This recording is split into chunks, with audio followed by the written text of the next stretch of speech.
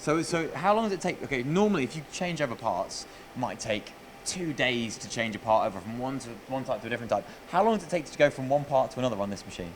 One part to another on this machine, I could get a part set up in 10 minutes with a ChipLite. 10 minutes? Yeah. Oh my God, which is that's one of the main barriers to automation is low batch numbers. You've got to change over all the time. It takes way too long. It's not cost effective. Yeah.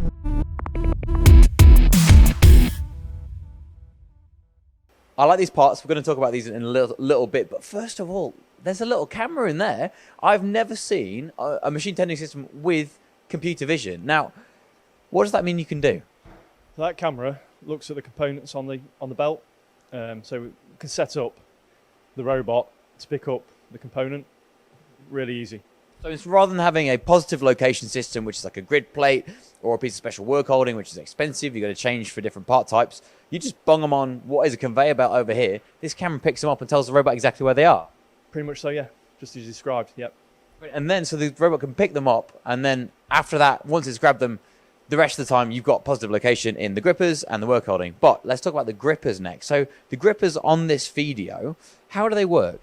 So really basic. They're on this racking system. Tighten by a bolt. Just undo that. Place it up and down, depending on your spacing that's required for your billet that you're picking up. Normally it's about 6mm you need to pick up. And these have got a little V-block in, they've got some gripping teeth, so they look like they'd be useful for round parts and for square parts, but surely these gripping teeth, don't they mark a part after it's been finished? Yeah, they will mark a part after it's been finished, so basically we're just doing op-10s at the moment on here.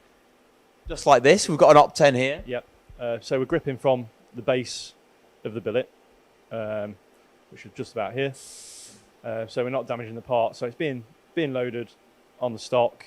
Then it's being picked up again on the stock, so there's no damage to the component. Brilliant. So the op-10, this is perfect for square parts that have features on 5 sides for this 5-axis machine? Yeah, that's correct. Yeah, we can do though complete parts with snap-offs. So right, cool. Yeah. So you get a tab and you just pull the part off. You just pull the parts off, yeah. So that is another option to go. Depends on how much material we got, wastage, and the costs. Okay, so I've never seen a computer vision system used to pick up parts.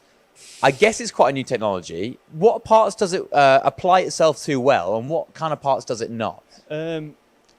Picking up general billets, no problem. Square, rectangle. We have had issues. Round, yeah, as well. We have had issues though with extrusions.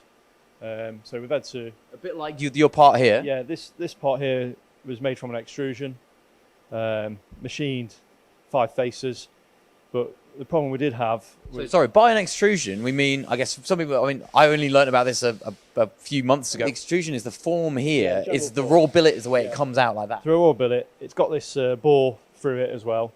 Got 2mm either side for machining purposes. But yeah, we had a problem picking this up on the ChipLite. So we used the Feedio system, which is manually programmed the robot to pick up.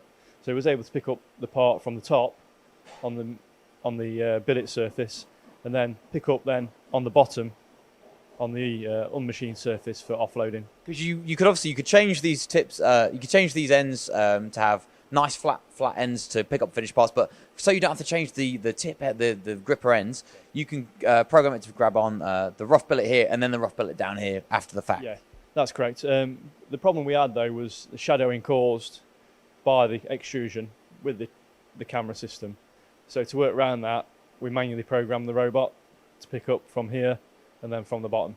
But so I guess, did you need some support from Whitehouse machine tools to program the robot? We did. They supplied one of their engineers for a couple of days. He came up to work through all the problems and come up with a solution that worked for the company to get this product on the shop floor. Brilliant. Problem solving from Whitehouse machine tools and support, and also really easy to program ChipLite automation system as well. That's correct, yeah, really easy to work.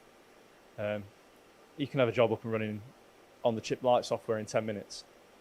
Brilliant. 10 minutes to set up, maybe a little bit longer if you've got to program the robot, but if you've got square parts, absolutely perfect.